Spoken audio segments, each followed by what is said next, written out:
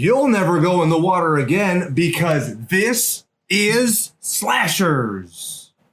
Or because it's summer, we got our best duds on. Perhaps it is Splashers, gentlemen. A horror movie podcast brought to you by not one, not two, but three goons with nothing better to do on whatever night we decided to record this week.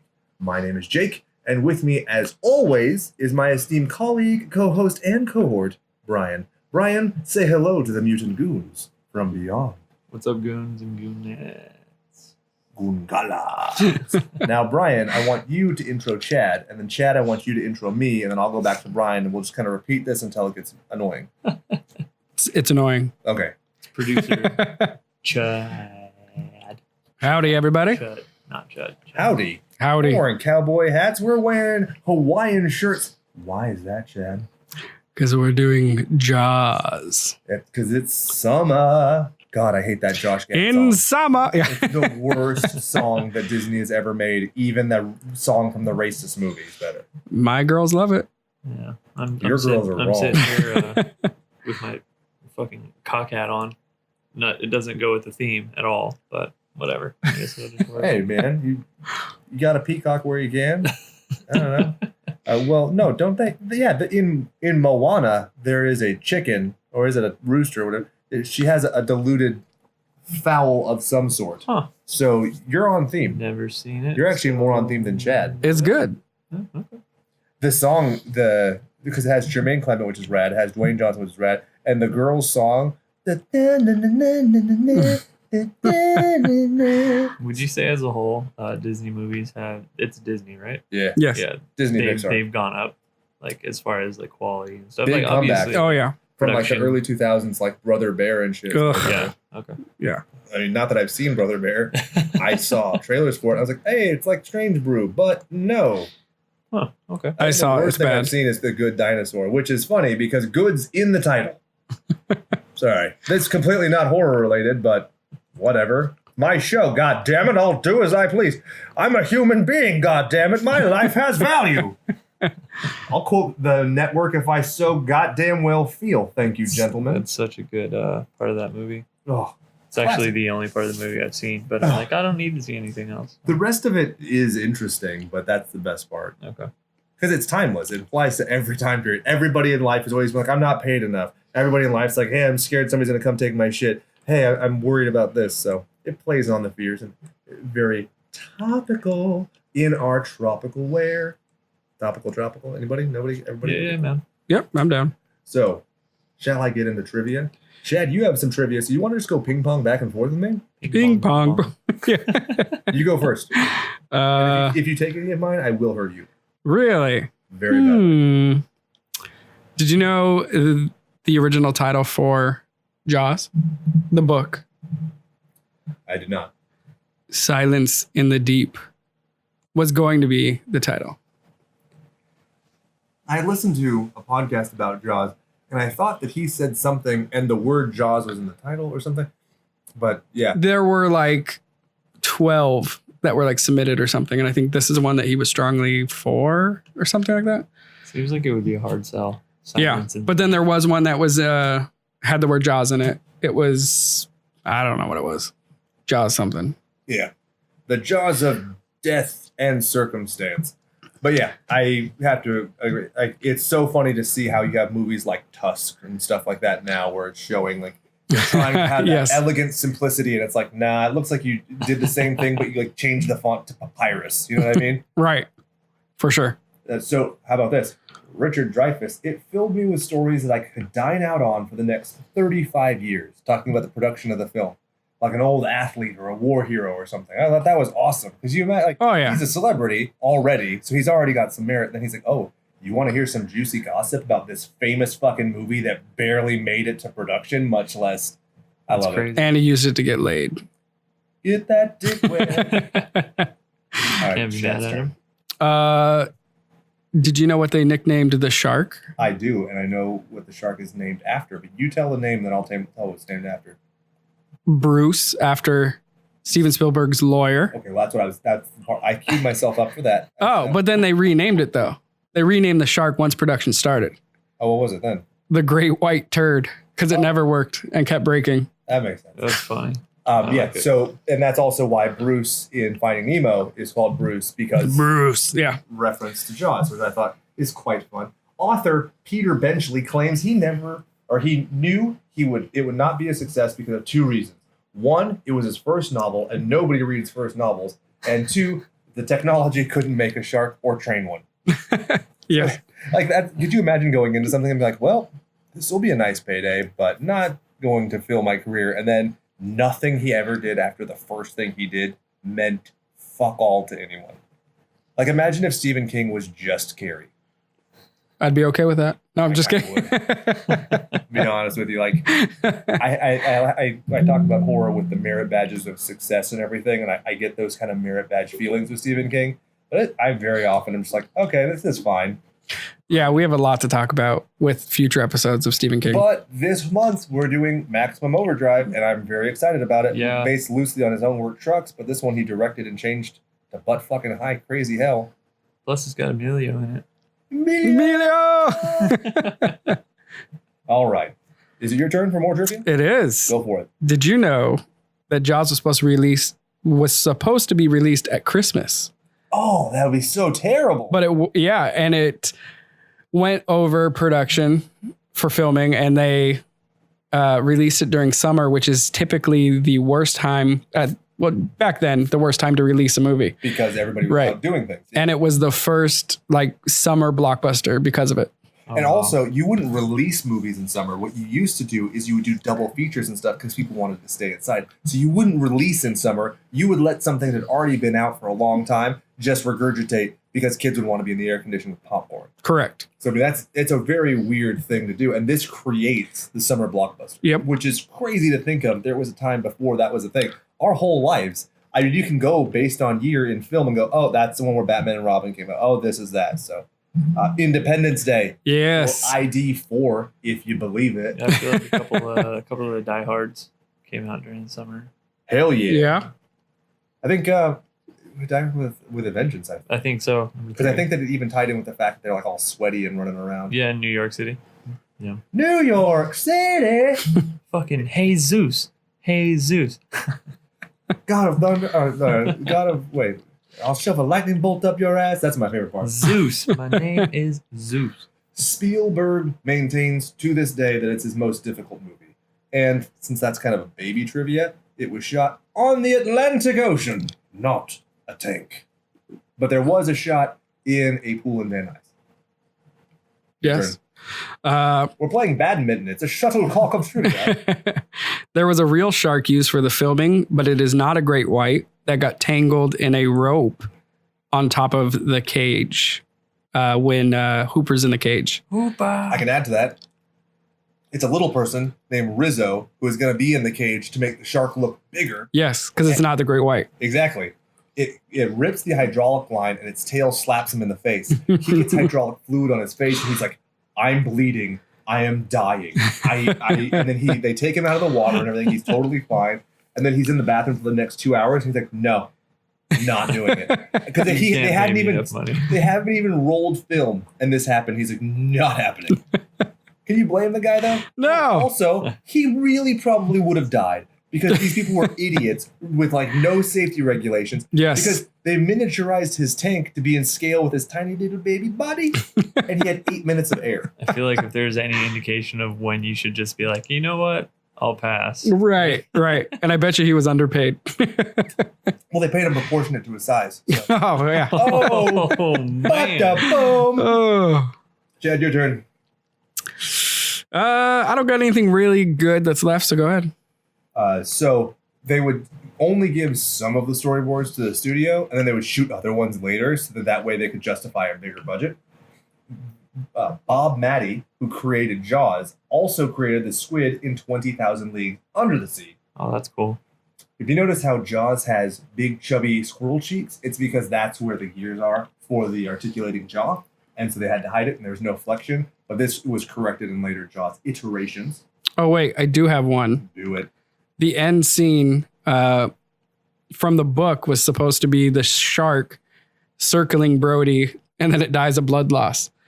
And the writer was on the writer of the book was on the filming of the end scene and had to be removed because he was so mad that they blew up the shark. What a dick. Like, oh yeah, you want to watch a shark slowly bleed to death. Yeah. When two factors. One, I don't know a fucking person who knows how much blood a shark has. Or how much it takes to kill a shark. Yeah. And then two, it's in the ocean, so it's being diluted by water, so I can't even see the blood. Yep. Meanwhile, Michael Babe was probably walking by and he's like, hold on. I got an idea. Yeah. It does say that he did change his decision and said it was like a good choice to blow up the shark later. Yeah, well. But he had to because it's a huge hit. Too, yeah. Right. You don't want to be the outlying asshole like Stephen King with The Shining. Oh, topical reference, Dr. Sleep trailer had dropped and blah, blah. It's honest to Stephen King's work and to Kubrick's work. I'm going to see it, so I'm not watching trailers. I have a hard and fast rule. If it's something that I know of, I'm just not going to watch a trailer. Did you read the book?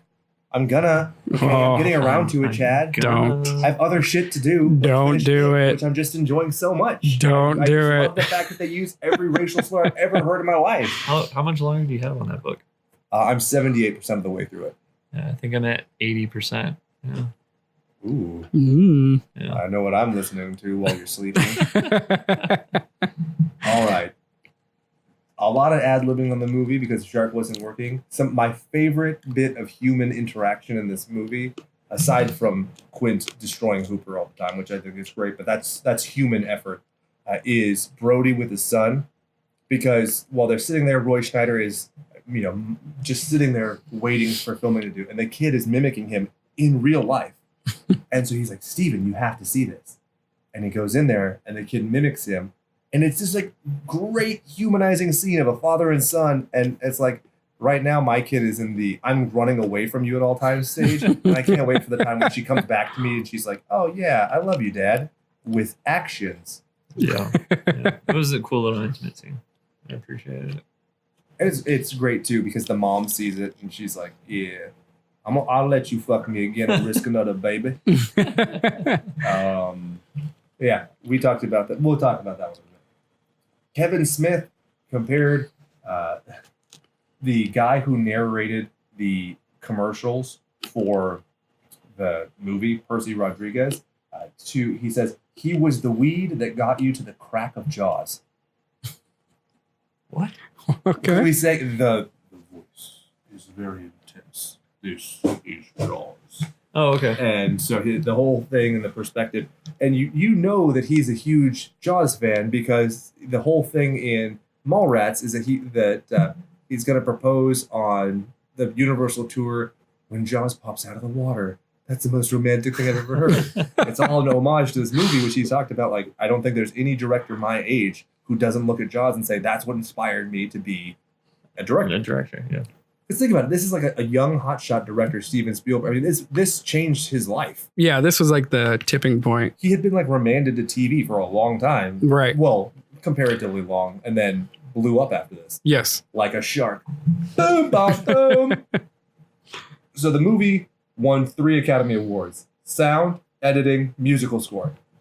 And a lot of people are upset that it didn't win the Academy, or even Steven Spielberg not even getting nominated for an Academy Award, not even getting nominated for Best Picture when you given the success of it. And people have looked back in time and said, well, people at that time were kind of rejecting it based on its commercial viability, not looking at its art, which I think is honestly pretty fair. So what won in its place? I was going to look up that research, and then I didn't. So, let's stretch it. You look. Stretching. You failed. No, I'm just stretching. My computer can't handle that much. Yeah, probably. So, but, I mean, I think of the 3 that it did, obviously special effects are impressive, but they're disastrous. Yes. So sound, editing, and musical score are perfect. Yes. I think that those are probably the strongest areas because the editing had to get around the fact that they had like 9 minutes of shark footage to use. The music supplants the shark in the majority of the movie. Right. And then the sound editing is great because it really explores the vastness of the ocean. And I think that it's awesome. So if it had to win only 3, I think that that's not insulting, even though they're just technicals. Yeah, for sure. Those 3 make the movie. And Roy Schneider, you might remember him as Brody in the film, talked about the worldwide success of this movie was mainly, in his opinion, due to the fact that the dialogue was insubstantial. Didn't matter. You could watch the movie and figure out everything that was happening if you took out all of the dialogue. Yes. And that's what like High Tension was a couple weeks ago. Exactly. And Same thing with Loved Ones. Loved Ones as well. I love the simplicity of movies because, you know, when you over-explain, you slow down the pace, or you're working at too fast a pace and you're talking like I do and it's way too fucking fast and people tune out. Yeah. Even though I enjoyed both films, I do think Jaws should have won. But the film that won over Jaws was One Flew Over the Cuckoo's Nest. That's right. Okay. So, But I mean, the cast on that. That's a great movie, though. yeah, Imagine they're both great movies. Yeah. It's not like one was a steal. Right. one thing would be crazy. You could swap the actors in both of those films, like the main actors, and you'd still have amazing films because all of those guys were so fucking on point. Oh, yeah. Super solid. Jack Nicholson, Christopher Lloyd, Danny DeVito instead of Robert Shaw, Richard Dreyfuss, and Roy Scheider. Yeah, imagine Jack Nicholson as a grizzled old fucking boat Yeah. captain. I was thinking Christopher Lloyd, but that works too. I was thinking that Jack could be the Brody. Oh, yeah, I can see that. And I like the idea of little tiny Danny Little DeVito. DeVito as He's so cute in that. I just want to put him in a Pokeball and walk around with him until his eggs hatch. Is that what Pokemon Go is? I guess. I don't know. You're speaking to the oldest man up here. Yeah, back in my day, the only Pokemon you did. It was all on cards, and that's it. Well, it was on cards and the back of the 10 Commandments. So, yeah, la la la. The poster was actually based on the paperback by Bannon Books. There's a lot of cool posters for this film. Well, Yeah. the original paperback cover is so bland. It is a black cover with what looks like a tombstone with a mouth in it and no teeth. Really? Okay. Which I get that it's trying to be simple and be symbolic of a tombstone, but that would be so fucking boring for a movie poster. So just add a bunch of teeth, semi-naked girl, I'm on it. Yep. I mean, you see so many parodies of this to this day, Yep. and I think it's all great because it's iconic. And That's we like talked about. the T-shirt that I have that I wear every once in a while. The Jawas. There you go. Right? I've seen some with kittens. I've seen some with Transformers. I mean, you can't beat it. Moving on. The hardcover was similar, but smooth, blank, no teeth. The swimmer, who was the model, was actually just there for another shoot. And he's like, it was, he had her lay down on Yes. a stool. I remember this part. That's crazy, right? Yeah. And she's now on this iconic thing that's been circulated throughout the world. And he like paid her as an afterthought to just stay. Right. And the shark that he took was from a model at the Natural History Museum that was down for cleaning. Huh. The more you know. I do the research, so you don't have to. Next time anyone tells me to lay down on a stool, I'm there. Do you guys want to have some banter? I have another page and a half of notes. This is crazy. That's found all why, these I mean, interesting things that I knew you were going to grab a ton, and so I just stopped anyway because there's so much. Do you want me to just rifle some? Yeah, just pick the most interesting. But they're all interesting. Oh, okay. Okay, the barrel idea. They had no shark, so they created the barrel idea. Fucking brilliant. Love it. Never mind. The kid from the beginning originally was in charge of holding his breath, and then he kept putting his legs up, so it ended up being the two divers were pulling him underwater. We'll get to that. The tiger shark is named Oscar, and it came from Florida, and they had to ship it, and it had to be covered with salt and ice, and it was already rotting, so they had to use makeup to keep it looking good. Oh my God. Oh my God. The first image of the shark biting is actually a female mannequin. Local Craig Skinsbury was hired to help Robert Shaw with his accent and told him fake stories, which Shaw repeated to the media, thinking they were real. So Shaw was saying, it's actually where more incest takes place in the entire world is right here in this town. Oh, What news? what? That is awesome. Carl Rizzo was a small person. Howard Sackler wrote the Quint speech, and when they were editing it, they cut it down. That's the Indianapolis war speech. That's not in the book because it wasn't declassified at the time. So that's one of the cool opportunities this movie had, was to add to the lore after the fact. People love that, by the way. Spielberg wanted to do a sequel based on the Indianapolis, which I think could have been fucking dope. I feel like they can still do something about that. I would like it. I mean, I'd rather see Yeah. them do that than Ready Player 2. Yeah. Boring. In the book, instead of the speech, Quint cuts open a shark's belly and then puts it back in the water and it starts eating its own intestines. And then other blue sharks, I think it was like some sort of blue shark or something, that come up and start eating that shark. And yeah, that's what he uses instead of the big speech about the Indianapolis. That's kind of cool, though. Yeah. I gotta say, that is pretty good. And Hooper's like, oh my gosh, you just killed the shark for no reason. Yeah. Meanwhile, he's raw dogging Brody's wife. Yes, he is. That's nasty. Martha's Vineyard, they actually had a great white September 21st, 2004. And I got to see footage of them wrangling the shark out of the little harbor using hydraulic hoses on the boats. Kind of cute. That's crazy. They kept it alive, didn't hurt it. Huh. Do you know? I will give you goddamn red scent, which I think now that I say it out loud probably sounds like an old racist thing. So sorry. If you can tell me, without looking at my screen, what the original title of the ship the Orca was.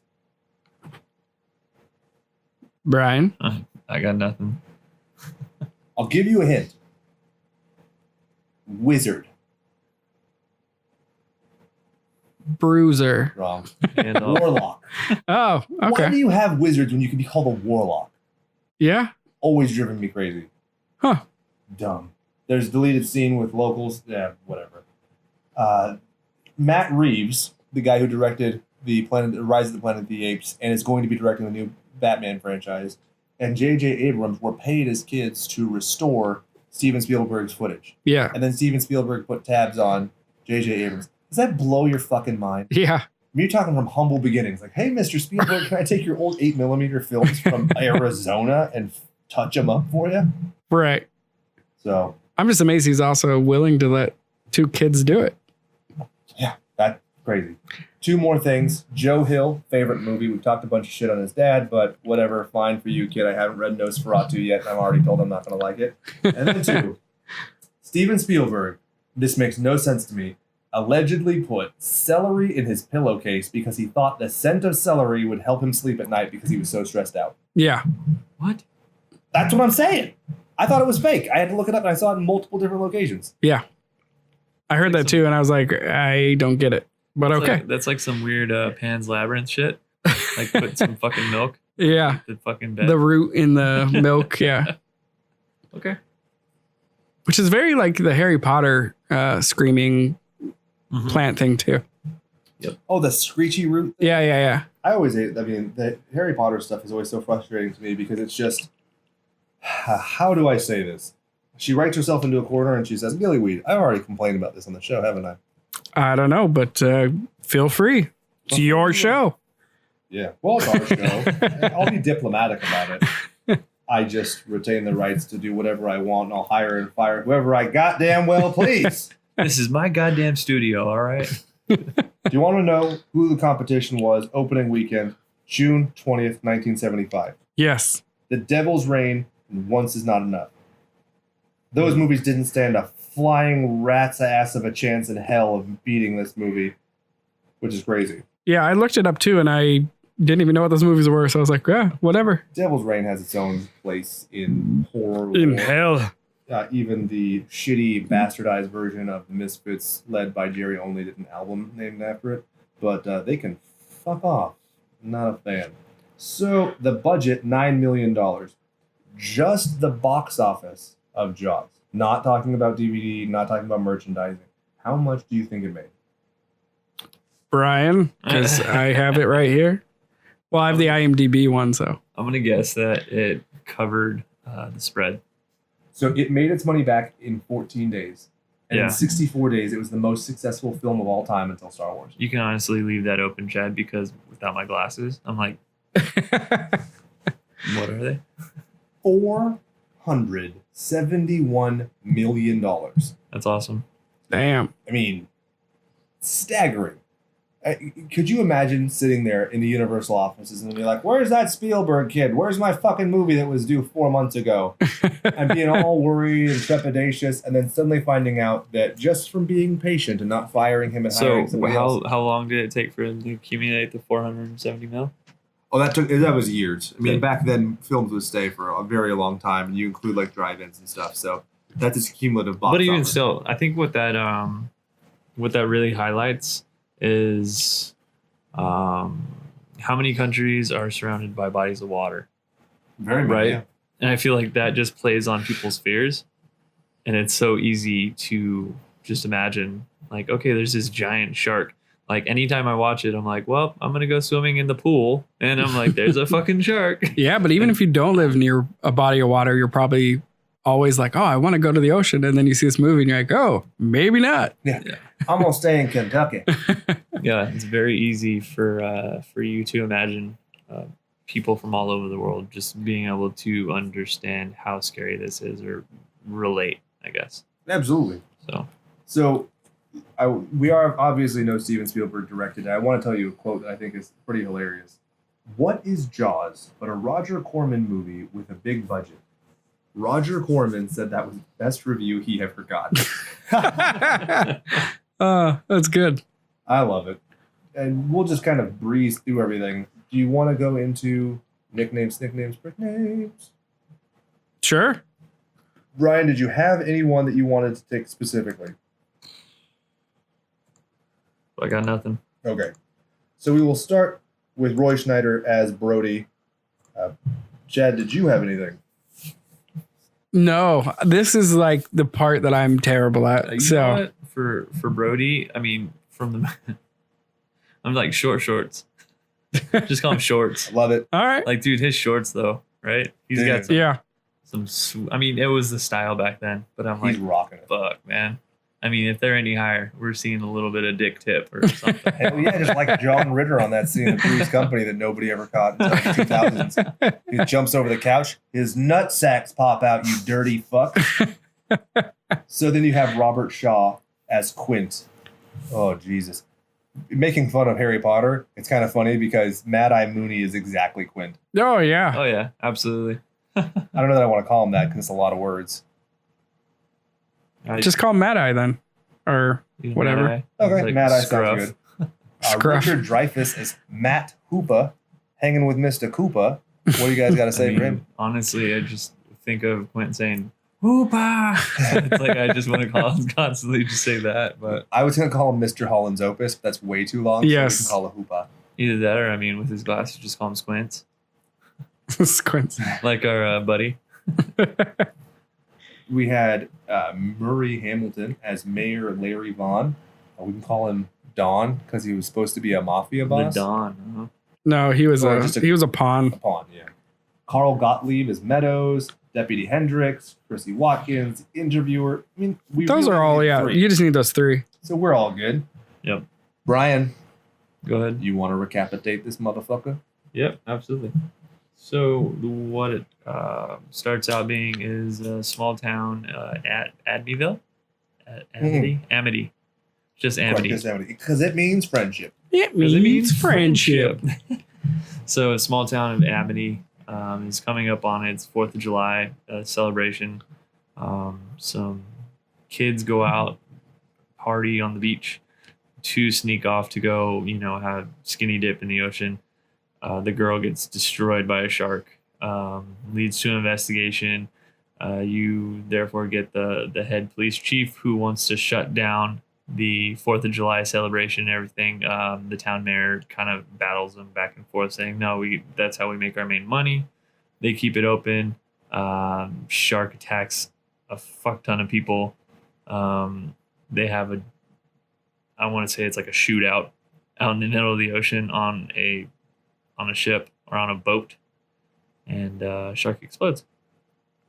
Perfect. Yep. Now we'll go into the sleigh-by-play. Chad, you want to be the ringleader of the sleigh-by-play, and I'll just chime in and say sassy little things? Sure. So easily. Okay. The opening shot starts with the underwater camera and the music, which is actually really good because you already are now introduced to the music of like the jaws, of the shark. And it's this beautiful, serene ocean sequence. Yes. I had this book as a kid that I was obsessed with. It was a Jacques Cousteau book.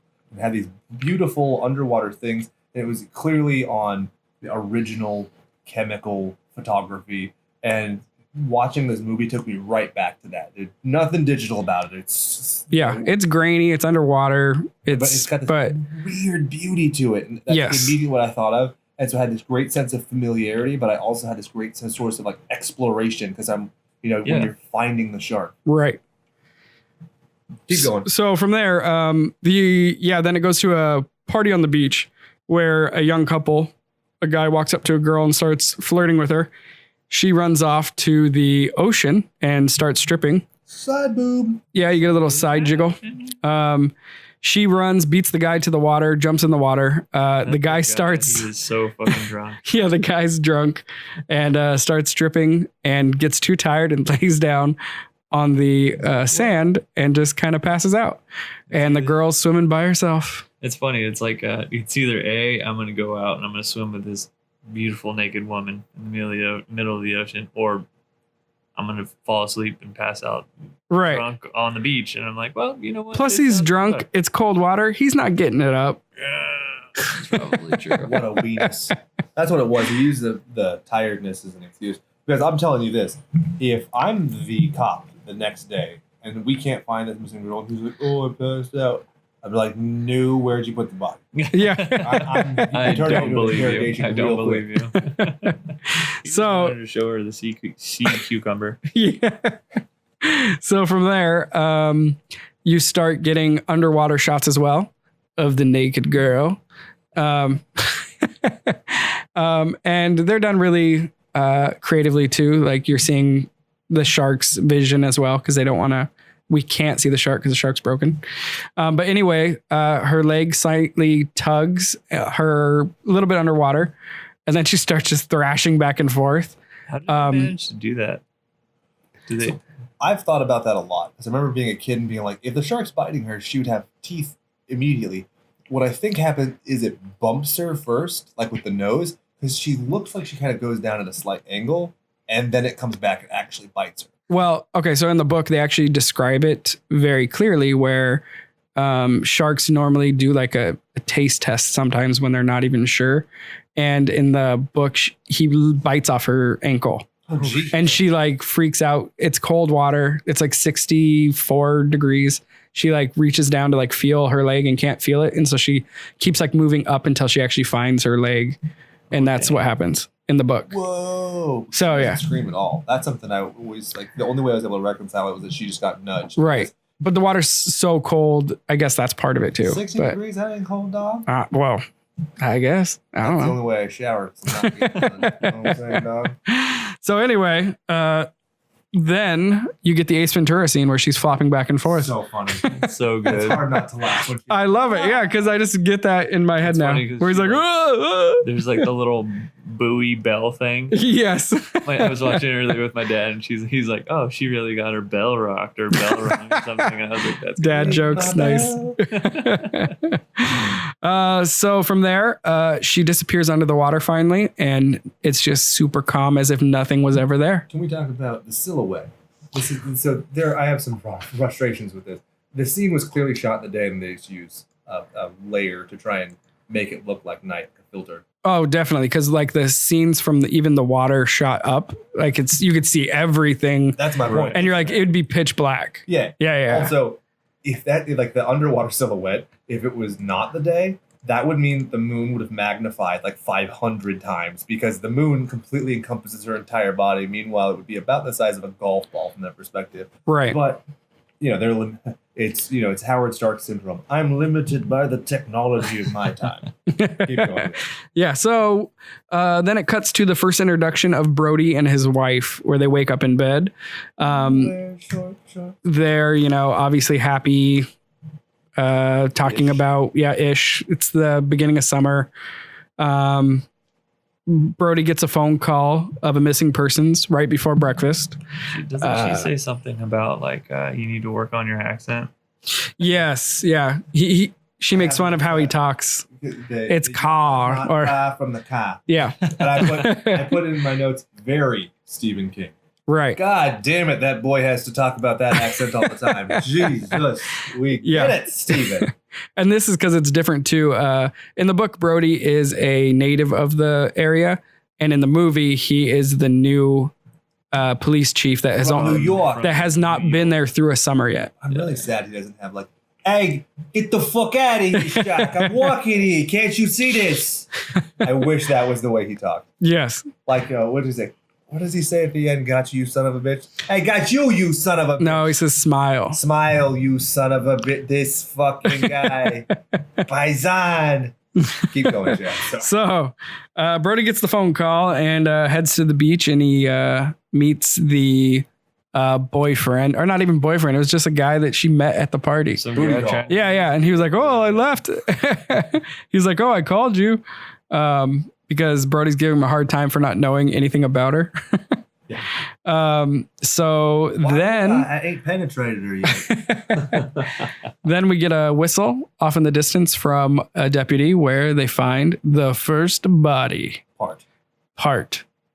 partially eaten, covered with crabs. So that guy really lucked Wait, out. is she covered in crabs before this happens, or is this? Not those kind of crabs, Brian. Reminds me of one of my favorite jokes I ever heard as a kid when I started to realize what perversion was. It's the joke that Michael Scott tells in The Office when he the $5 hooker when he comes back and says you got crabs. What'd you expect for $5? Lobster? So good. So dumb. I always think of Ready to Rumble where she's like, you ever seen crabs up close? Oh, yeah. No. You wanna? Yeah. All he left me with was a kid in the itchy crotch. Ready to Rumble is one of my Oh, it's a great movie. I always think of the Jackass fucking prank. Oh, yeah. Shaving their pubes. Oh, yeah. And they put it on his so face. Oh, it's gross. great. And they're like, look, there's a little bit of crabs there, and he just fucking pukes everywhere. But the he's catatonic, and I like that. Right. He's not desensitized. Oh, I saw worse shit on Call of Duty. It's oh no, this is disgusting. Right. No, he did really well. But also, if you look at the boyfriend or whatever, whoever the hell the guy is, it's the worst acting ever in this scene. It is great. He's looking all over the screen. His head's moving so fast. I showed it to your wife and she just couldn't stop laughing because it literally takes you out of the scene. It's so bad. Absolutely. And it's only him. It's only him. It's they didn't give him any direction. And he's like, oh, what? Oh. He's looking from Steven to the production assistant and everything. He's like, oh. Yeah, he's not even looking at the body, where the body is. So anyway, yeah. Goes back to the police station. Correct. And the gal's talking about getting calls of the boys doing karate on the picket fences. That's so good. This is how fucking bored they were because they were filming anything they could on land because the shark wasn't working. Right. They literally had a deleted scene where kids were karate chopping fences and breaking them, Brian. Can you believe that? Oh. I mean, fuck, man. I wish some production company came up to me and was like, hey, you want to make a little bit of money over the summer? You want to karate chop some fucking boards? Do I? We don't have to do wax on, wax off, or paint the fucking boards? Hell yeah, let's do it. So yeah, he's filling out the paperwork and he gets a call from the coroner and the coroner says shark attack and they show him type it in. What a great scene. So dramatic. So dramatic. He says the word summer gink. Do you know what that is? No. When does he say that? I was wondering if it was some kind of typo in my subtitles. But yeah, he says that there's a summer gink coming down. I didn't know. Huh. I don't know. So I think that they realize you instantly have with this movie upping stakes over and over and over again so rapidly that I think that it really supplants the fact that it's a 2-hour movie. yeah, it's got great escalation. Yeah, he's sitting there. Oh, and he's already worried. And then they go, oh, the Boy Scouts are doing their merit badge. We can't call out to them. They're not there. What do we do? Also, Use I your realized cell phone, dummy. Wait, never mind. In 1974. I realized I didn't say the run of the movie. Hour 124. What do you think? Easy breezy, beautiful cover girl. Oh, super over. easy. Oh, super easy. Doesn't feel like it at all. Yeah. I think we all made the bad choice of starting it super late at night and we all stayed up and watched it all the way through. Yep. Rather than just being like, oh, we'll stop because it's that good. It just And wife did too. pulls you in. This is the first time my wife has stayed up past midnight in all of 2019. And you know what's really great about it too is every time I watch it, there's not any certain part of the film where I'm just like, oh, Right. this is boring. I agree. I just can sit there and watch it, and I watch it all the way through, and I'm Yeah. fine. Right? No matter how many times you watch it. Yes, I agree. Even when they're in the boat comparing Yeah, comparing comparing scars. Yeah. I'm like, that whole scene is great. All I think about is Rise Against. That song Swing Life, where it was like, let's compare scars, I'll tell you. Always hated that line so much. And to see it, to watch this movie and think of it, I was like, okay, I don't hate this song as much. Because I like that scene. It's so funny because That's like the breaking of the tension with Hooper and Shaw. Exactly. So much. Yeah. And it seems like they had really good chemistry during that scene. Oh, for sure. It was so good. But they had great chemistry the whole thing. Oh. That's because Shaw fucked with him. Like Yeah. Psychological madman. Which is Right. So Brody, tells the deputy to go put up signs to close the beach. Brody goes to the beach and gets on a ferry to go. I forget who he's going to talk to. Doesn't the mayor actually kind of cut off the deputy first and say, "Hey, what the fuck?" Yeah, he's like, "What are you doing?" Yeah. And then they drive onto the ferry. The mayor with a bunch of people that they don't really tell who you are, except for the coroner, is there. They're all goons. They're all just, but they are definitely I goons. don't really understand what the what entails, like what a town mayor is like able or capable to do. I guess back then compared to now, I can imagine there's like some shit where like if there's some like official police business going on and a town mayor is like, hey, what's going on over there? You can be like, hey, fuck off. This isn't part of your investigation. You know what I mean? Can I talk about one really small detail that I really enjoy? Mm-hmm. When Brody is sending the deputy to go make the signs that's clear the beach is closed, he specifically says, have Paulie do the printing. Yes. And what I love about that is these people were stuck on this stupid set doing the same movie and the same stuff, and they kept improvising and adding details. And it's so integral because that's something that's completely added later. And it's such a nice thing to show a lived-in world. Yes. Yep. You know, he knows his deputy who's good at certain things, but he can't ID a fucking body without crying, and he can't print worth a shit. Yeah. I thought that was such a nice little detail, and I'm like, if this movie went off without a hitch, I really doubt you'd have something that nice. Oh, I agree. It would have been like super quick and just passed right over all that good nuance. Sometimes you appreciate the little minor details. Yes, I agree. Gotta stop and smell the flowers like a night of the creek. But from what you were saying, Brian, in the book, they do talk a lot about the mayor kind of threatening. Overstepping. Yeah. He's overstepping threatening boundaries. Brody. Like they're actually good friends and they've known each other for years. So it's like, oh yeah, And especially he- 'cause Brody right. grew up in the town, so it's like a small town. Exactly. Everybody And goes to he's school saying, together. you know what this town needs. You know, if you shut it down, it's going to be this. And also he says, like, you don't have the full right to close down the beach. Like, oh, Unless you have, like, the full, like, civil- you have to yeah. go through all these loopholes. And, Right. jump Yeah, through yeah, these yeah. loops, I should say. Yeah. And then he also threatens him in the book saying, like, this will be your last, like, summer if you close the beach. Yeah. Because it's like an elected thing or something. So, Good old Does politics. he wear a sweet ass jacket with anchors on it too? no. Super jelly watching that. I They wanted that they jacket say so he's bad. super physically fit and that he's a great swimmer. And I'm like, that is not the mayor from the movie. Same thing with Hooper, by the way. Hooper is supposed to be really tall and physically fit to where Brody's like, I don't even know if I could beat him up. And then he's like, yeah, I could beat him up if it came down to experience. Where when Hooper gets off in the movie, you're like, oh, hey, little guy. And he's got This those is soft cute. hands. Which he is my height, He's so like, shut up. with his fun little knitted fucking beanie on the top of his head. toque. Yes. So from there, Oh yeah, and the coroner specifically, when they corner him on the bar, he's like, I've officially changed my opinion. She was not killed by a shark. She was Boating killed by accident. a boating. right. Come on. And he said, you'll swear to that or something. And he's like, yep, boating accident. So dirty. So even Brody says, you'll back that up. And he's like, yep. So then Spielberg was super upset at one point because of the pacing of the script and the fact that they had included the whole mafia subplot, which is why he was just like, no, fuck this. And he calls Carl Gottlieb to come in and redo it. He calls Carl while he's sitting there literally watering his flowers. He's like, how quick can you get to Boston? And the guy's like, I could probably get there tomorrow. I don't know. Steve's like, no, you get here right now. I'll water your fucking flowers for the rest of my life. Come on, I need you on this. And because they've worked together in the past, like he comes to like, what a weird life. Have you ever bought a ticket for a plane and gotten on the same day in your life? no, Brian? I think if you did it now, they'd be like, terrorist. Yeah. My wallet couldn't afford something like that. Yeah. Seriously. Same day. You only have so many kidneys to sell. So after that, they go to the beach scene where they didn't close the beach. Everyone's kind of happy. But Brody is definitely paranoid. He keeps looking around at the beach, at the water, checking everything out. There's a couple like small little scares where someone tips over a girl in the water and he thinks it's a shark.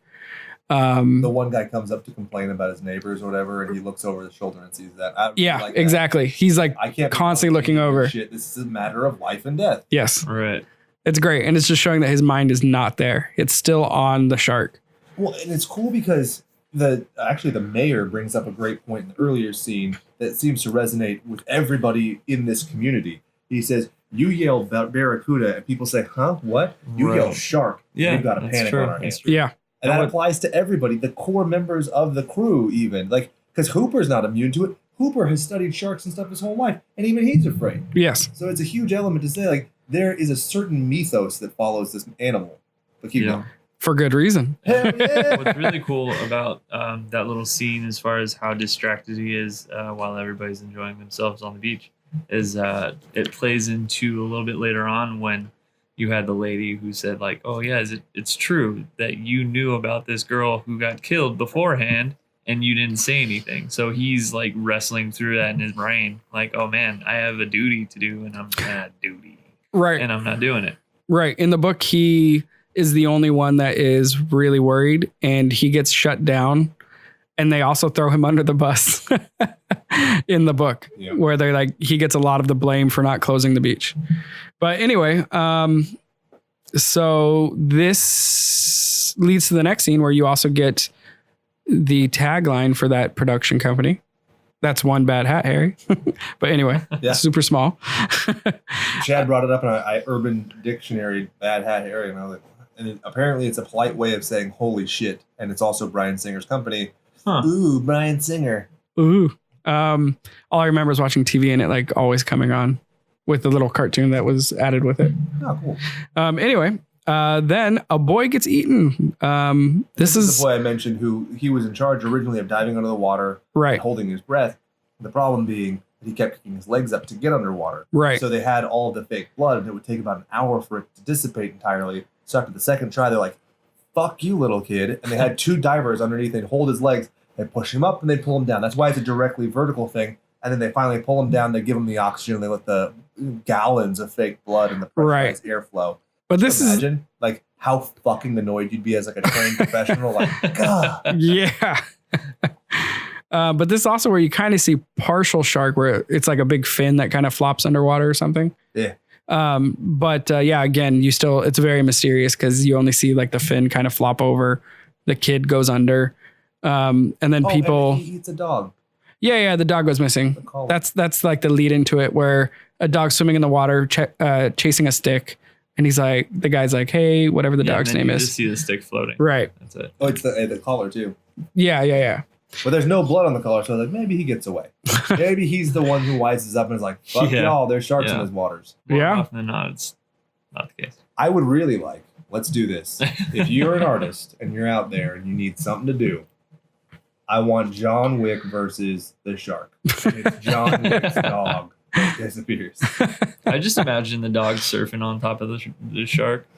You know, like a buddy cop movie. Yeah. They have a mystery to solve. Exactly. Hell yeah! I'd watch Homeward Bound meets Jaws. Okay, so fuck your dumb crossover. I have shit to say. Let's move on. Wait, did you guys notice when Brody's yelling, "Everybody out of the water"? He doesn't get more than a foot, like an ankle into the water. Yes. I love that. It's so consistent with everything else. He does not at all go in that water. Right. Hooper makes fun of him for it later too, just like saying a guy that's terrified of water lives on an island, and it's quite strange, but it's like a great character issue. Yeah. Well, it wasn't his bright idea to move to this town for himself. The wife even mentions the crime rates and all these things they were worried about in New York, and they're saying that you are never escaping fear. Fear will always exist. Here is a fucking giant dinosaur creature. You're going to be afraid. There's always something there. Right. Yeah. And I feel like there's one time or another where she even mentioned something like, "Are we packing up? Going back to New York?"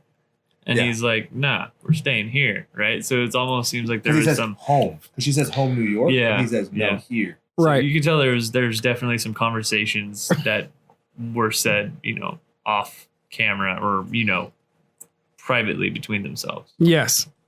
So from there we go to the court town meeting, where they all meet in like a courtroom or something.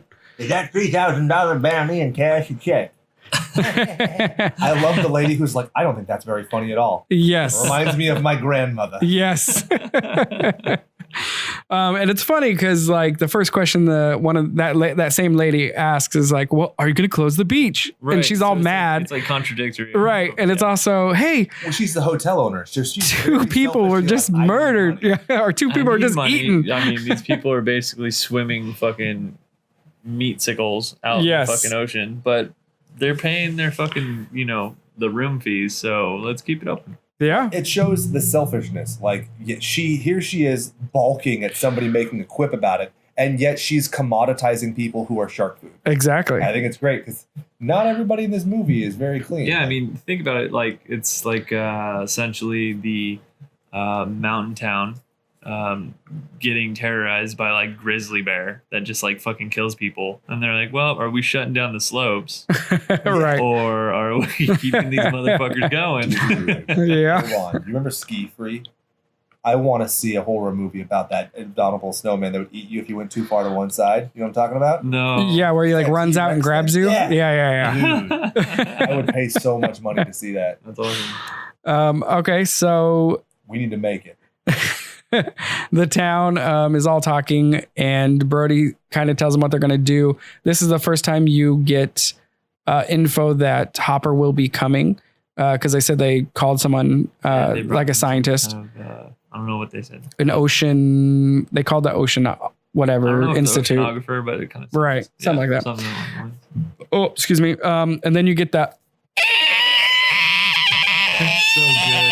It's so good because that nails on the chalkboard. gets played on so many Yes. so many different things, and it has nothing to do with Jaws. It's just this is how I'm going to stop you guys from talking. Right. It's- So everyone's yelling, and the Quint. character Yeah. reference, but people don't know just Quint. They don't even realize that right. I it's feel like just even this thing. Right. even like there has to have been one episode on The Simpsons where it's like the janitor, right? Where Well, I they'll think- all be talking or something, and he's just Right, right. It's the sea captain who's done that too, if I'm not mistaken. The Yeah. guy who has the pipe. Oh yeah, okay. Yeah. That makes sense. Well, I mean, they've done it on SpongeBob. There's all sorts of stuff, and it's you can tell you've done an iconic performance when you are parodied, not the thing you're in. Yes. Let me ask you a question: did anybody parody "fuck all" from Star Wars? Oh, but like as far as a singular character went, or was it all story related? As far as I can recall, can't think of really anything that wasn't story related. This is. I mean, I've been singing the goddamn Spanish women song for 2 days now because I think that Robert Shaw did such a great job. Yes. Although I wouldn't know what he was singing unless the subtitles were on. Oh, for sure. Well, he's working on a very subtle accent on top of it. So. Yes. And this is also where Quint gives his famous line. Are you going to do it, Jake? Right here, this one. Want to get drunk and fool around? No, that's actually Brody's wife. For $10,000, you'll get the head, I tell you. The whole damn thing.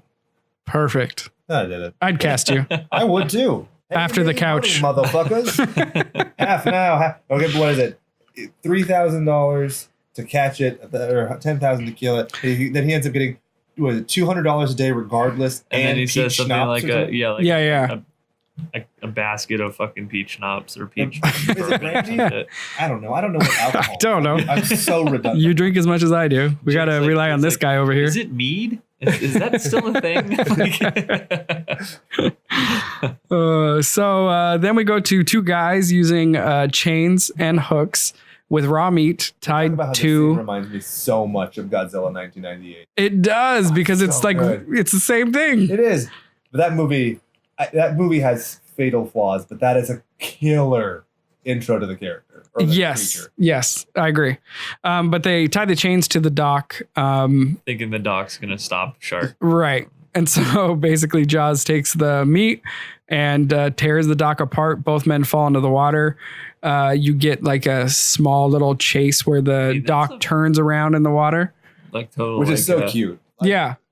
Like, It's just showing the motion of the shark because they don't have the sharks. They still don't show A it. little throwback to the movie that you guys just covered. I mean, that's kind of like a high tension point of the film right there, right? Even though it was just a brief blip of a guy swimming back to shore. and this shows Right. how generationally things change because think of the 90s, the era that brought you movies like Surf Ninjas. If this happens in that movie, you have one of the fishermen on that chunk of dock be like, whoa, and then it's like, Right.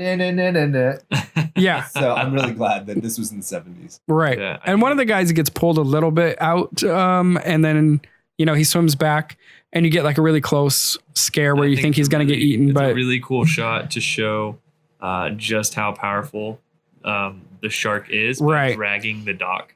Right. And Yeah. you're like, fuck. Like, Yeah. it's not only did he pull the dock and everything apart, but he also had enough strength to turn around and drag it back to the shore. yes. So both guys make it safely back to land.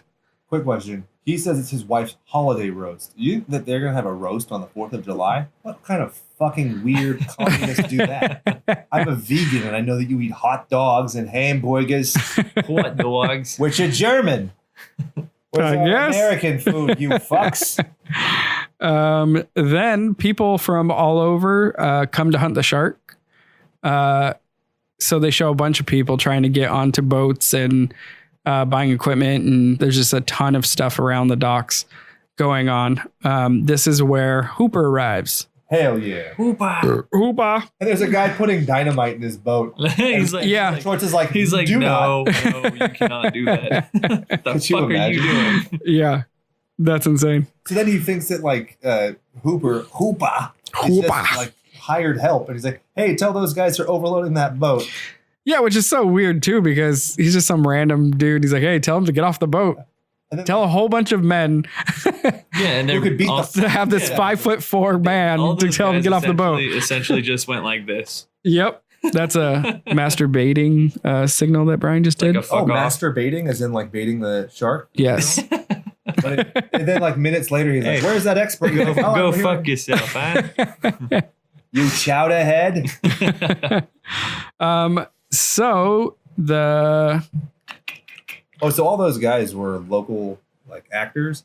And so the line, when he's like, Dad, you know where there's a good restaurant or hotel? He goes, yeah, straight ahead. straight ahead into the ocean. That's ad-lib. Yeah, oh, really? Yeah. That's great. It's fun because Steven Spielberg was just like, do what you would do. And he's like, all right. They all had like this really great chemistry. I thought that like it's one of the cool things about this movie as well is some of the characters are so like organic. Yeah. Like Absolutely. what is it? Kirstener? Kintner? Yeah, Kintner is the lady who slaps him in the face. Right. She does a great job. Yes. Yep, absolutely. So then they established that Hoopa is the actual shark expert. Right. When they're talking, the deputy is like, boss, there are people from Connecticut, Rhode Island, New Jersey. Like, this is a thing. People want this money. Right. This isn't just local idiots. Like, we're out of our depth here. Yes. In the book, people come from all over just to even see the shark too. So it's kind of weird because they're like, oh, the beaches have to be open, yet tons of people are still coming to the place just to see the shark. Yeah. But anyway, so Hooper says that he needs to go examine the first body. So they go to the morgue, and it didn't look much like a morgue though, but whatever. Yeah, It looked like just like a dock. Well, this is after the fact though, where they initially see the tiger shark being strung up, right? No, that's after. Oh, because they want to inspect the body first. Yes. That's how they get the jaw size. Because Yeah, the okay. fishermen are getting ready to go out, right. and then It's they not the come body of out. the Yeah. shark, it's the body of the girl. Yes. Right. It's Yes. very Yeah. Silence of the Lambs when they're doing the autopsy on the girl. Right. Right. So it's great because Hooper basically says, Oh, and he has the giant tape recorder on his face. Yes. Notice that? So cute. It's just like in Lethal Weapon when Danny Glover has his fucking cell phone that's like a briefcase because it goes in the car. right. Oh, I'm God. surprised Hooper isn't eating a fucking ham sandwich as he's doing the autopsy. No, it's great because they show that he's like freaked out the whole No, time. absolutely. It's just something that's like a running thing. Oh, yeah. Like the coroners, normally like, oh, Well, in And Night of the they Creeps, put it- he also eats and everything. They put Right, it on right. the fucking body. wow. Plays it right on the boob. Just, yeah, it's great. Anyway, You said the word boob, and I was waiting on bated breath for what you'd say He next. said No. boob, and I was like, I was just visualizing where I'd put the sandwich. So basically, Hooper says that the coroner is a dipshit. He's like, there's no fucking way. He's like, this is not a boating accident. This is a shark, and it's a massive shark. This scene is so integral because when he sees the tiger shark later, he's like, Nope. that bite radius is possibly it, but I am not comfortable saying. Yeah, he's like, it's Right. not 100%, so I can't definitively tell you Yes. that this is the shark. Which And- is great because it's evidence based, and then you Right. still have the mayor being a dick. It's not like, well, I don't know. Right, and that's Well- the very next scene even. I mean, and then it also kind of plays into just like the small town kind of vibe where they're like, oh, this is it, right? This has got to be it. This is the shark. And Right. everybody's like, yeah, you got it. You know, it's like, it's not just like a small group of people that catch this shark. And then there's another small crowd over here that's like, I don't know about that. Everybody's buying into it. It's you that know? mob Right. mentality. Exactly. Yeah. That thing. Yeah, and There's that's Oscar the shark, which is so sad as a little vegan boy. I don't like it. and that's the next scene is where all the fishermen are out on the boats and they're just throwing All this chum out. chum out and firecrackers in the water and And there's like a traffic jam. I didn't even know that Right. these boats would have like little meep horns. yeah, and so then they catch a tiger shark, bring it And to then- shore. Brody poses with it because he's even like, yeah. Well, he's so happy because he's like, this is the end of my problems. I also Um, think that, you know, in my mind, I imagine he also has doubts just because he's with Hooper the entire time during the investigation with the autopsy and stuff. So he knows, he's like, oh, okay, well, this is a massive shark. Like, he's probably along the same lines, like, okay, well, this could possibly be it. Well, but yeah, they show him. But he's They not show him gonna let extremely happy, but then Hooper was like, "Hey, can I talk to you for a second? Yeah. And pulls him aside. He's like, "This could be the shark, but it's not. It's probably not." Right. And he's like, "What are you talking about? Look at that thing. It's huge." And he's like, "Yeah, it's too small." Yeah, and then he's like, exactly, "What? exactly. And That's what she said. And then I knew it was delayed, but don't they talk to the mayor? yes, right? the mayor And walks say- up while they're talking, and they they're like, say, "This "Hey, is you it." know, we don't know if this is it. We kind of Right. cut open the stomach just to see." And he's like, "Well, I don't want you to fucking open up this belly and have everybody see a dead kid in there." Right. He didn't want a dead boy to flop out on the It's such floor. a good justification for what is clearly like a guy covering his own ass. Exactly. Right. I was gonna say because I think he kind of has a feeling that this isn't the shark either. But he's Right. like, but this is a good excuse for me to keep this shit open. So And so this is where the mother comes up and slaps him. I just found out the girl got killed here last week, and you knew it. You knew there was a shark out there. You knew it was dangerous. That's the exact quote. Yep. I really like it because, you know, he's proven right, but he's also being persecuted for it. right. Right. He's the martyr for what, it's like a twofold. I won, but I lost at great cost. That old Yes, double-edged and in the book, it's deals with like the newspaper because they basically are writing articles about this whole thing, and you get that whole aspect where he's getting thrown under the bus, even though he's the one pushing to close right. the beach. The next scene is so redeeming because this guy you already feel bad for, and he goes home and he sees his son, and that's where the mimic scene takes place. Right. And it's so great because it's immediately humanizing. It's super brief. It's not long in the tooth. It means a lot, and then it shows his impetus goes even beyond clearing his name. It goes beyond saving these people. It's family too. Right. His son is jeopardized. I think it's Right. such good writing. Which I also love that when Hooper shows up, because this is where you first get the real bonding between him and Hopper. Yeah. Because Hopper makes a joke where he's like drinking, he's super sad, and Hopper's like, "How was your day?" Yeah. And they both just kind of start laughing and joking. I'm sorry. Hoopa. Oh, sorry, Hooper. No, Hoopa. Hoopa. It's kind of like King Koopa. Yes. What is it? Dennis Hopper. Yeah, That's that's probably probably why why I'm I'm saying saying it. Yeah. Full circle. I love it. So let's talk about this. Hoopa shows up at the house with a red and a white. The meal is already over, and he's like, "I didn't know what you were cooking," and then he just And then he steals eats his it. leftovers. Yeah, he's like, "You're gonna eat that?" He's like, "You guys done with that? All right, cool." And just Hilarious. fucking goes to town. But if you imagine, he got to the island, he starts this investigation right off the bat. He doesn't even have like a hotel yet. He went to the morgue, did the investigation, saw the tiger shark. I mean, he has been going, and they're like, this is the first time where he sat down to probably eat. I like to think that he was still like a grad student or whatever, and he changed his major and became the doctor from What About Bob after this movie. He's like, "I'm never going out there again," and that's why it's so important to the doctor that his kid learns how to swim. Yes. But he has that like personality where he's just, I don't know. Angry all the time. Yeah. That's perfect. I sympathize with Richard Dreyfuss so much, especially when he gets like finicky and his voice is talking really fast and high like mine. I don't know if you've ever listened to the show before, but I'll tell you now. So during this, oh wait, hold on. Oh, go ahead. He plans to go on an 18-month research trip that's right. on the. Anybody name the name of the ship? The Aurora, for my daughter, whom I love, who's never going to listen to this podcast, but I just want people to know that it's true. Tomorrow is Father's Day. We're releasing this way after, but Chad, happy Father's Day. Thanks. You, my fucking friend. Happy Father's Day to you. You have two adequate girls who are, if my kid didn't exist, I'd say they're the best daughters ever. No offense. Happy Father's Day. I think you have to say that, so that's all right. Yeah. Even though I know you think mine are better, that's cool. That is so not true. One of them only recently started speaking to me after 4 trips to Disneyland. That's why she's awesome. Stranger danger. This is where they established Rogue Shark, and I think there's even a shark movie called The Rogue. I think that might have been from this. Could be. They also say something like territoriality. Yes, exactly. Yes.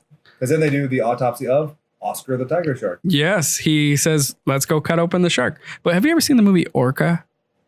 I've seen the poster for it. I actually Oh my God. the like rip-off movies that came after this, and oh my God, we could do a whole bunch of them. But that movie, it's pretty good, and it's very bloody and very violent. But anyway, let's continue. Nice. So yeah, they go cut open the shark, tear out a bunch of stuff, license plate and Like an old fish. Yeah, and nothing. No body, no boy. Don't you want nobody? Don't you need? So let's see. So then he gets the sonar. They find Bed Gardner's boat. This is Oh yeah, that's where he says, Van "Hey, Nuys we're pool. going out. We're going out on in the ocean." And he's like, "Wait, right now?" He's like, "Yeah, dude, it's a Yep. fucking night predator. So now's a good time." So that's in the editor of the film's pool in Van Nuys. Oh, They that's made fun. a replica boat bottom in the driveway, put it in, the head plops off, they filmed the whole thing, and then that head was in Steven Spielberg's office for years, went missing, reappeared on the set of The Walking Dead in a fish tank in one scene. That's He so saw it and was like, good. what the fuck? Yeah, that's so crazy that it even went missing. Like I someone think jacked it's so a crazy that head. he. Prop thievery is a serious thing. Oh Like, yeah. it's so crazy that he just after so many years is just like, that looks familiar. Right after all Yeah. of the things that he's worked on, he's like, Yeah, but that was one of the first like big ones. But yeah. Omen, when Dr. Dickhead gets his head cut off, he always talked about the fact his ex-wife got it in their divorce. that's pretty good. So weird. I hope that that's not a joke. I hope that she was that vindictive and was like, fuck you. I'm getting the head. He's like, he automatically knows. He's like, oh, come on. And she took that story out of the book, How to Get Ahead in Life, literally. Oh, moving on. They caution the mayor. They talk about the territorial nature of it. Talk about swimming patterns. They talk about the size of the tooth. What's the problem with the tooth, Chad? He drops it. Because he's a scared little bitch. Yep, drops it, and he's like, "Well, where's the tooth?" The head, and I'm like, fuck you. But he's like, wee, and drops the tooth. Yeah, I do like the speech about the graffiti part where he's like, "Just look at that graffiti; it's to scale." And I was like, "Oh, that's good." The graffiti is amazing. Yeah. It's the same so girl who's good. like welcoming them to Amity. But Dude, then I would have they- just fucking left it. Be like, Oh, yeah. just keep it. For they sure. Add Help Shark, and there's a giant fin in the water behind her. It's just a poster of a woman swimming, which it nods back and harkens to the poster, which I think is a great tie-in. You're seeing these familiar themes over and over again. Yeah, Yeah, the town mayor just keeps on reiterating how important it is to keep everything open for the yes, town to survive, right? And then you're like, okay, I get it. Small town, they're really in for tourism. And he's like, oh yeah, well, how about this? Does he say something like, there's gonna be a lot of ruckus going on land, so why don't you guys fucking police what happens on land and leave the beach to whatever happens, right? yes, And then they yeah. go out of the frantic calling frenzy, right? Where they're like, National Right. Guard, I need your help. Superman, Aquaman, Right. Seaman. So the mayor decides, and I guess Brody kind of goes with it, is not to close the beach for 4th of July. So they have lots of boats, lots of helicopters. Oh, to quote the character from Last Action Hero, big mistake. Yeah, so everyone's trying their best to About this? Sorry, catch the shark. Cutting you off. This is serious business. We need to talk about it. That Killer Shark arcade game looks fucking badass for 1975. Yeah. It's a light gun game. I'm like, damn, I would want that now. Yeah. So if you find one, go ahead and buy it. We'll put it in the studio. Right next to the sexy Patreon money. Yeah, right next to that Contra arcade game that we gonna get. Yeah. Maybe some was it Metal Slug? Hell yeah. Yeah. I want Marvel vs. Capcom. Dude, I have that on my Dreamcast. You want to get real? Dude, I'm there. Put our friendship in jeopardy. Let's Power Stone, stop this motherfucker. podcast right now. I don't want to wake my family up screaming at you. Boys. Then you don't have the same love I do. Podcast to finish. Come on, guys. Fine. Do you honestly think you can beat me without cable? Do you honestly, with a straight face, think that you can do that?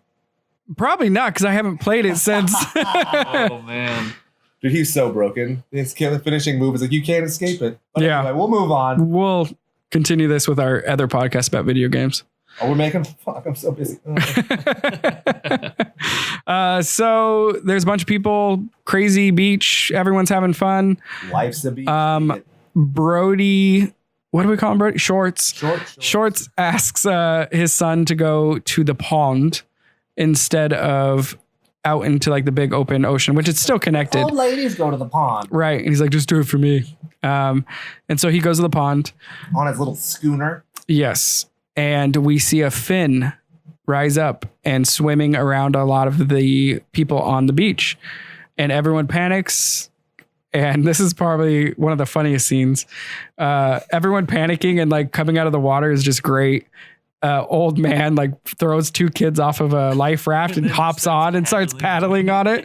But he's so fat, he's not going any faster. He's just Right. floundering. Yeah. Right. Awesome. I'm pretty sure you see like an old fogey laying on his Yes. stomach, like halfway in the water, Like he's getting halfway out. stomped on by people They're to just, get like, out. dragging him. Like you just see like an old lifeless body get dragged up on. Yeah, they show like half his face under the water. Like people are like just like stepping on him. It's pretty funny. Yeah. Which is And- cool, though. I mean, it sells the panic, Yes. right?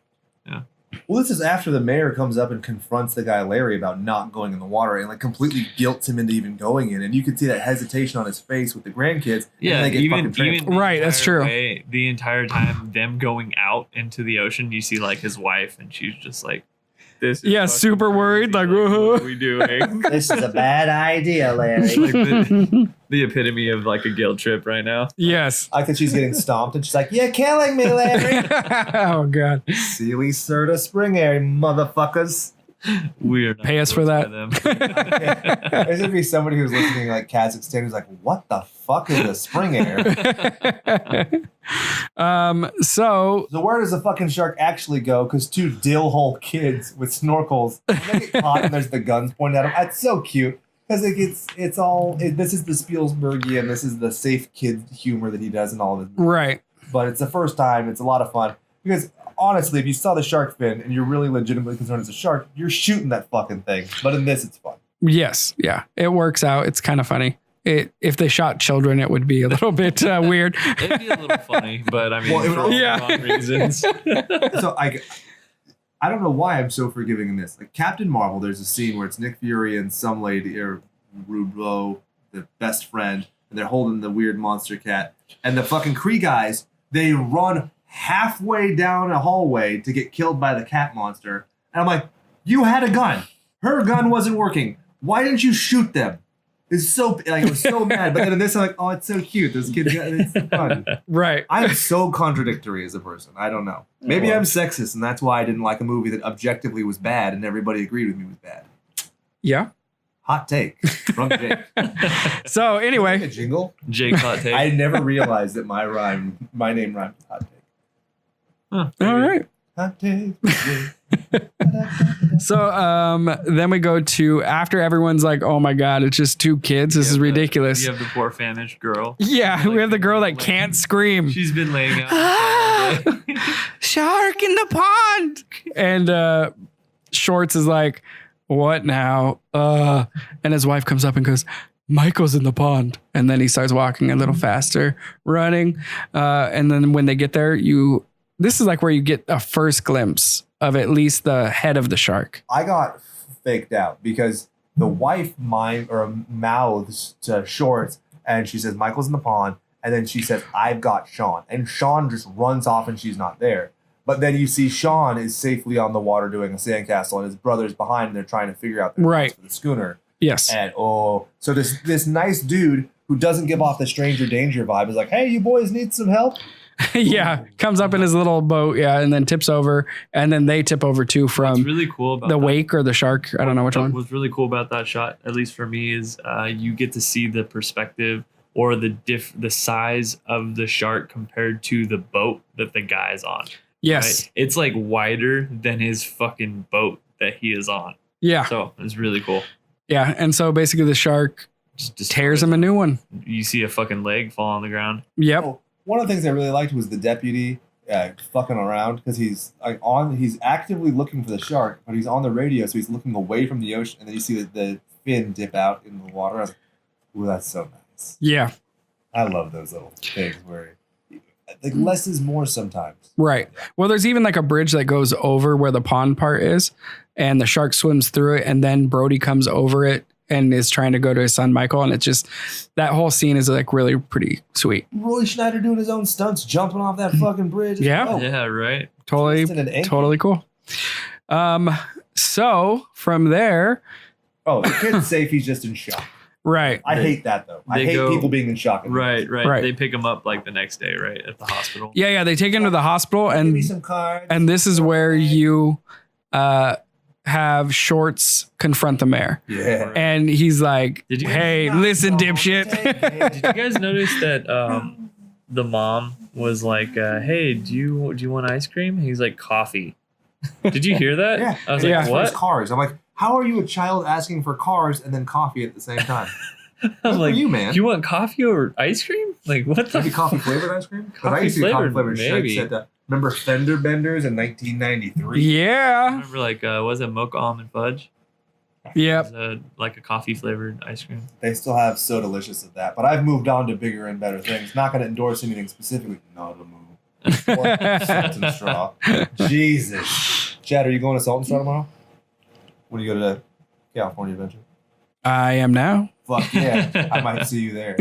My nose pressed up against the glass, salivating. Literally a flavor of vegan ice cream that has dandelions in it. And it's the best thing I've ever had. It's good. You remember the scene in Patch Adams where the old lady's there with the noodles? And she's like, noodle! Noodle. Yeah, with her swimming. That was her wish or whatever. Yep. I would swim in that fucking ice cream.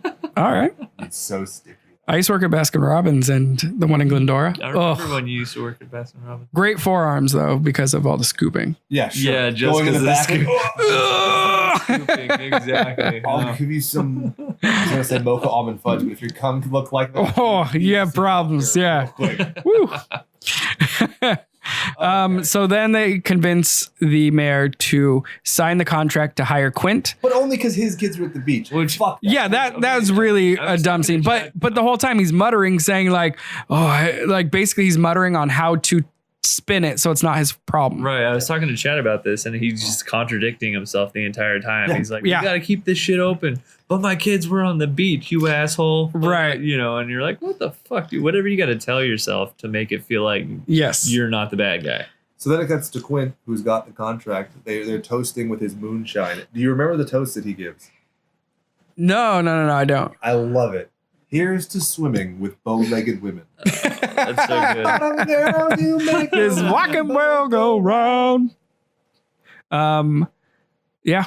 So then I just wrote. And then he calls great whites porkers. I was like, it's a porker because it's eating human flesh, you insensitive prick. Right. And I like how it went from only being a $10,000 bounty to $200 a night per, regardless if I catch it or not. Yeah. Plus, I don't know, the $3,000 initially. It's brandy. My Is it ignorant- peach brandy? Yeah, my ignorant straight edge ass didn't know brandy from.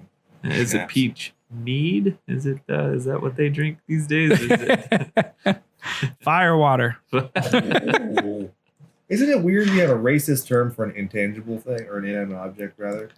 So this shows you where Brody's at. His wife's like, "Did you have your Dramamine?" Yeah. And like he's so ill. She's like, it's not, yeah. And she's kind of like, it's not your job to go out on the water there's other people that can kind of do it. Yeah. He's like, I don't have time for your shit, lady. I gotta go vomit off the side of this boat. Yeah, I kind of like the little thing he says to her before he gets on the boat. She's like, what do you want me to tell the kids?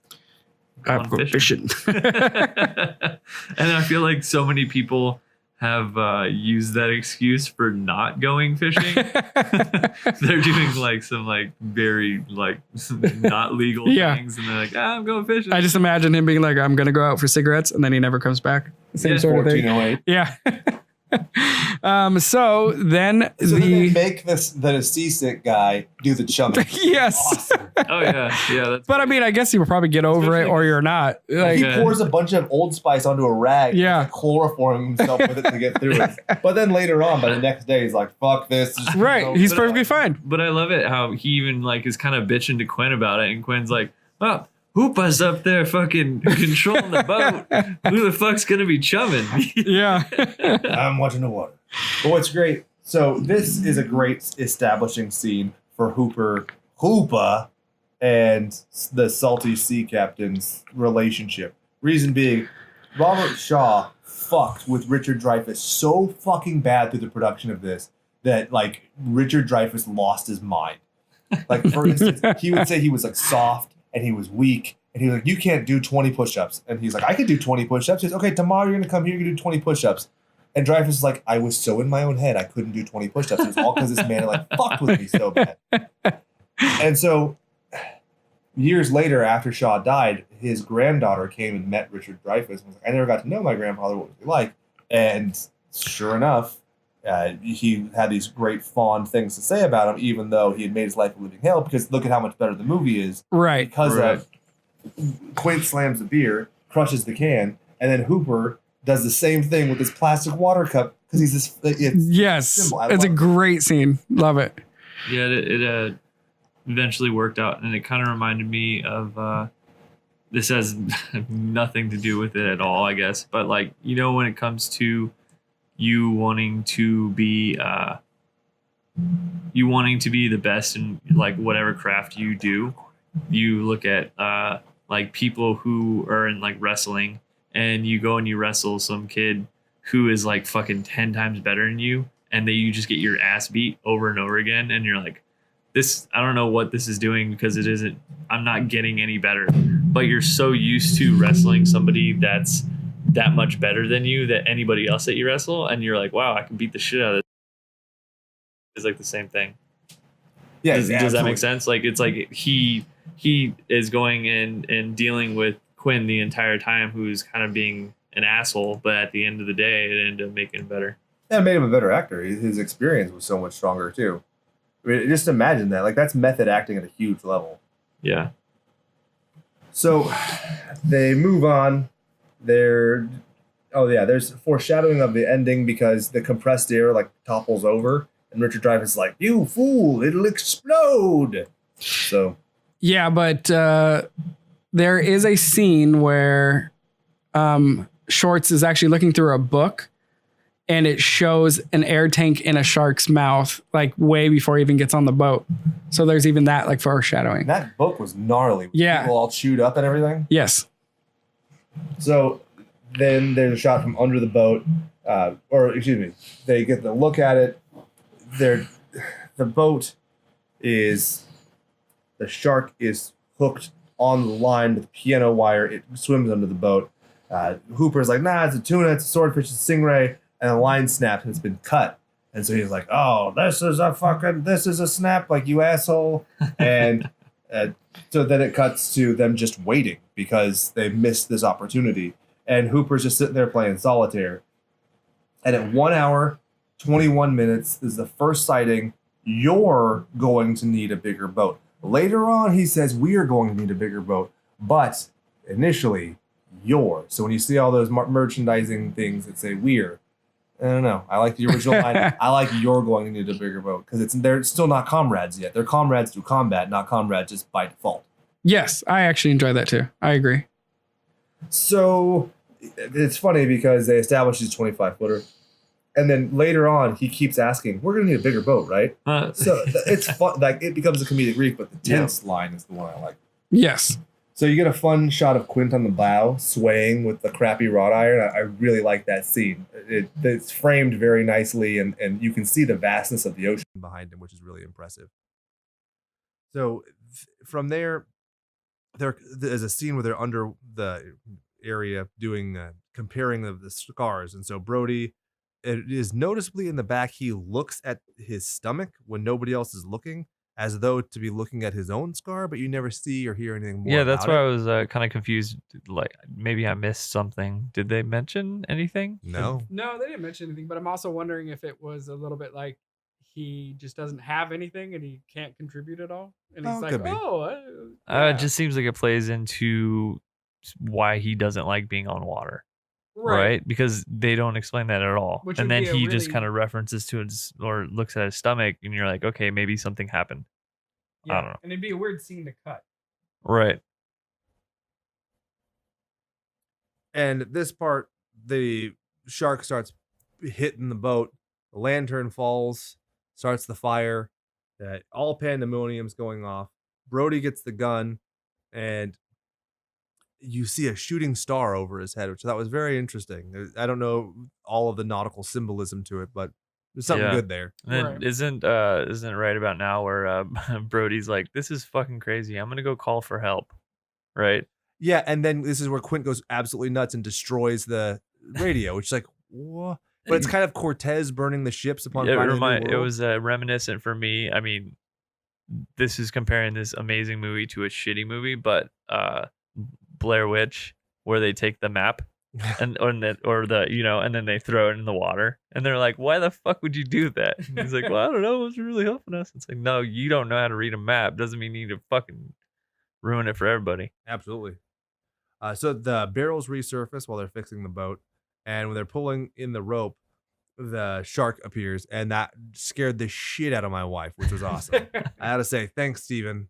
You did me a solid. Because she was getting confident at that point. She's like, I've seen this movie before, and got her. The book kind of ruins a lot of this part.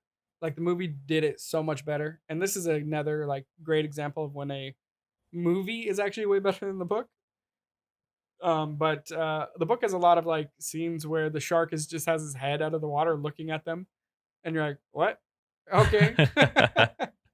Just doing a little swim by, just right, checking out just the like location. checking him out and looking, and they say like it looks like he's smiling, and you're, whatever. Hey, guys. Yeah, Just wanted to give you some attention. So then the boat gets pretty fucked up, and Hooper's like, all right, well, if I use this chemical, I can stab him, but I can't get through his skin, so I have to stab him in the mouth or in an open wound. And so he makes the spear. They fix the cage that he brought along. So this is after Quint has already made fun of all of his fancy gear, but then they try and use it, right. and it still doesn't work. And this Did you is mention that he had like 3 barrels in him already? yeah. I was gonna say this is also after the barrels, right? Right. Yeah. So they go in the cage. That shark just trashes it, and of course, Hooper ends up dropping the fucking spear, and so Which shark- they're not in deep water at all. at Yeah. all. They're very close to shore because it's just like falls and you can see the ocean floor. So, yeah, He pretty lucked interesting. out. Yeah, But even though he never used it, I guess it's a good point. yeah, but it also shows like when he actually escapes the cage, he swims down to the bottom. He and he's swims able down to to the hide bottom and hides in between some rocks yeah. and stuff. So at this point, the hoist actually rips off of the boat, and they have to try and use the pulley system on just one of the railings to get up to the crow's nest. Fuck. Dude, and it's bending. That adds a lot of tension real quick, but it's Yeah. not without being like unrealistic when it comes to the physics of it all. Kind of sketch a little bit. For sure. And so at this point, it bites Quint. There's some great screams there because Yep. the boat is slanted so far because the shark just plops up onto it. Well, Yeah. that whole part right there just is so much fucking intensity and anxiety, everything. And I imagine being on like a slide, right?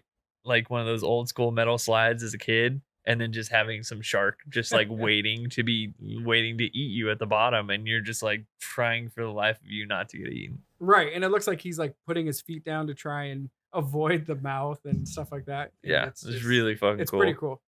And there's so many great framed shots in this movie, like when you can see the steepness of the orca as it's dipping in the water, when you have Brody who's looking out through the dock, and there's the framing of it where you're not looking at anything, but it's the fact that you're framing. Right. And it is really great stuff there. And I think that you really have to take the time. This is a movie that deserves you putting down your phone, Yes. Oh, absolutely. because there's so much that's said through visuals that you would miss otherwise.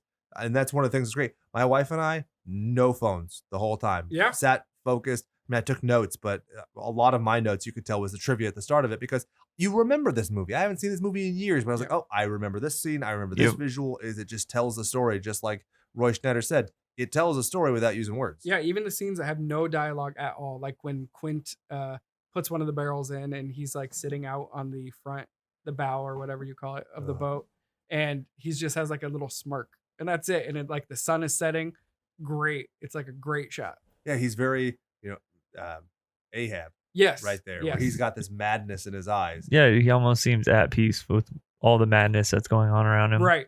Yeah, it's a great scene. So as Quint is being devoured by the shark, Brody just watches powerless. There's nothing he can do. He's not prepared for this. He's a fucking beat cop, or who became a captain. I mean, Not only that, but he's also fucking deathly afraid of the ocean. So he's not going to go run and wrestle fucking giant shark or something. So he closes the door very politely to the captain's cabin, and the shark's just like, fuck you, and crushes through it. And he's like, oh, bad idea. So then he swims out, and he climbs to the top of the crow's nest on top of it, and the shark's coming back. And while it was coming in, he shoved the air tank in its mouth. Yeah. So when it comes back around, he's shooting at it with the rifle. I think I counted that he mixes 6 times.